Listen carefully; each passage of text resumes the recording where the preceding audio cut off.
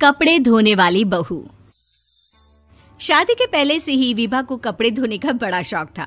कभी नल के नीचे तो कभी तालाब के पास। अरे मेरी नीली वाली लुंगी नहीं दिख रही है। विभा की अम्मा, कहाँ रखी है लुंगी?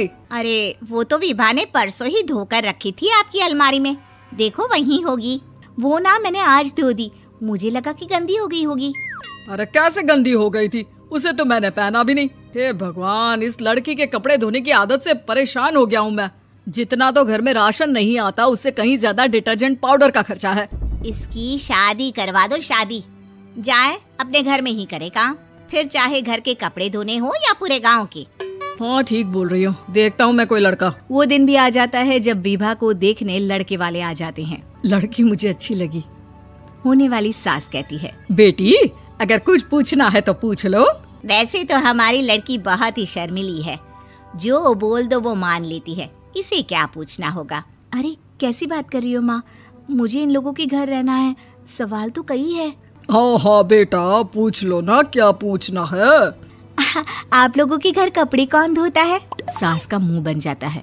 देखो, अगर तुम ये कहना चाहती हो कि तुम्हें कपड़े धोने नहीं आते तो सुन लो, कपड़े मैं ही धोती हूँ, लेकिन तुम्हारे आ जाने के बाद मैं रुमाल तक नहीं धोऊंगी। अरे चुप रहना भाग्यवान, बहू बेचारी घर आई नहीं, उसे डराना शुरू कर दिया।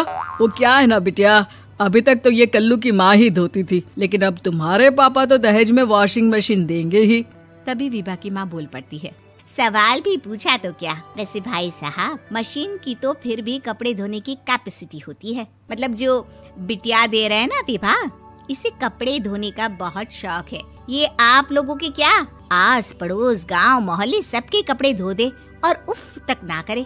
बाहर देखा नहीं आपने कितने कपड़े सूख रहे हैं? सब हमारी बिटिया ने ही तो धोए हैं। बस भी करो ना माँ, शर्म आ रही इतनी तारीफ सुनकर। और तो और एक दाग निकाल कर दिखाओ तो मान जाऊं। हाँ अच्छा अच्छा, माफ करना बेटा, मैंने गलत समझा। हमें तो रिश्ता बहुत पसंद है। और ऐसे जुड़ जाता है रिश्ता कपड़े धोने का शौक रखने वाली विभा का। उसकी शादी हो जाती है कोयला फैक्ट्री में काम करने वाले कल्लू के साथ। शादी के बाद अचानक विभा चिल्लाती हुई सास के पास आती है। सासू माँ, अरे सासू माँ कहाँ है आप? ये तो धोखा है, धोखा दिया आप लोगों ने मुझे। इसे ससुर के चक्कर के बारे में पता चल गया। अरे तो उसमें तुझे क्यों धोखा मिला है? अरे नल में पानी नहीं आता, कपड़े कैसे कब धुलेंगे? अच्छा अच्छा, तू पानी नहीं आ रहा उसकी बात कर रही है। तो आपने क्या सोचा? कुछ नहीं। अच्छा, तेरी माँ ने कहा था कि कपड़े धोने का शौक है तुझे, याद आया मुझे। शौक शौक बोलकर कपड़े धोने वाले मेरे जुनून को कम ना आके सासू माँ, कपड़ा धोना मेरा गुरूर है। तभी पति भी वहाँ आ जाता है। अभी अभी मैंने इसे सनी देओल की फिल्म दिखाई है, उसी के डायलॉग मार रही है माँ। अच्छा सुन, साफ साफ बता रही हूँ, पानी सुबह 4 से 6 और शाम को 10 से 12 आता है, समझी? विभा टाइमिंग सुनकर हैरान हो जाती है। ये क्या भूतों का मोहल्ला है? सुबह 4 बजे उठकर कौन कपड़े धोता है? 4 बजे टंकी में पानी जाता है, फिर सारा दिन धोना ना, किसने मना किया? अरे कैसी बात कर रही हैं? 200 लीटर की टंकी में कितने कपड़े धो लूंगी मैं? सुबह ही उठ जाऊंगी मैं। अब क्या था, विभा सुबह 4 से लेकर रात के 12 बजे तक कपड़े ही धोती रहती। एक रोज सास पड़ोस से निकलकर कहीं जा रही होती है कि साथ वाली कहती है, हाँ कल्लू की माँ, जरा ये बताओ कि 2 साड़ी है, 2 ब्लाउज और एक पेटीकोट और एक नाड़े वाला लंबा कच्छा। हाँ तो? अरे तो क्या, कितना लोगी धुलाई ये बताओ। धोबन दिख रहे हैं हम क्या? हमारे पति सरकारी नौकरी से अभी अभी रिटायर हुए हैं और बेटा सुपरवाइजर है कोयला फैक्ट्री में। धोबन समझ रखा है हमें। हाय रे कल्लू की अम्मा, माफ कर दो, वो तो मोहल्ले में यही सब बता रहे थे कि तुमने बहू को कपड़ा धुलवाने के काम में लगा दिया है। सास को पड़ोसन की बात सुनकर गुस्सा आ जाता है। वो घर पहुंचती है जहां घर के बाहर ही इतने सारे कपड़े सूख रहे होते हैं जितने कि किसी धोबन के घर पर। अरे ओ कल्लू की दुल्हन, बाहर निकल।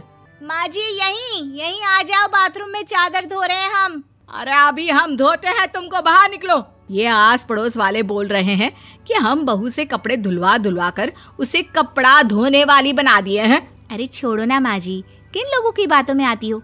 आस पास के लोगों का तो काम ही होता है कि वो किसी तरह सास बहू को लड़ा दे। बहू सारे घर के कपड़े धोती है, ये क्या कम है? बोलिए। सास को भी लग जाता है कि वो बहू का ये सनकीपन नहीं छुड़वा सकती, इससे अच्छा है कि खुद ही चुप हो जाए। एक रोज सास और बहू मंदिर जाते हैं, जहाँ सास की साड़ी वहाँ खड़ी भीख मांगने वाली से मिलती है। माँ जी क्या बात है, आपकी साड़ी उस भिखारन से कितनी मिल रही है ना? हाँ हाँ देखो तो, दोनों की साड़ी मिल रही है। क्या बात है कल्लू की अम्मा, तुम खुद को तो अफसर की बीवी बताती हो और ऐसी सिंपल सी प्लेन साड़ी पहनकर घूमती हो। सिंपल और प्लेन नहीं है ये साड़ी। तो क्या सोने के धागे से फूल बने हैं? कुछ भी सासू माँ, कुछ भी। हाँ बने थे इस साड़ी में सोने के धागे से फूल। मेरे पति लेकर आए थे मद्रास से स्पेशली मेरे लिए 10,000 की। ताहे भाई साहब इस भिखारन के लिए भी सेम टू सेम साड़ी लेकर आए होंगे 10,000 की। सास उस वक्त तो कुछ नहीं कहती, लेकिन बहू के साथ घर आती है और अलमारी से एल्बम निकाल कर लाती है। ये साड़ी देख रही है, ये वही साड़ी है जिसे मैंने अभी पहना था। इस साड़ी में ये जो चमकदार फूल दिख रहे हैं ना, ये सोने के धागों से काढ़े गए हैं। लेकिन तू लोकल वॉशिंग मशीन ब्रश से घिस घिस कर सारे फूलों को निकाल कर साड़ी प्लेन कर दी।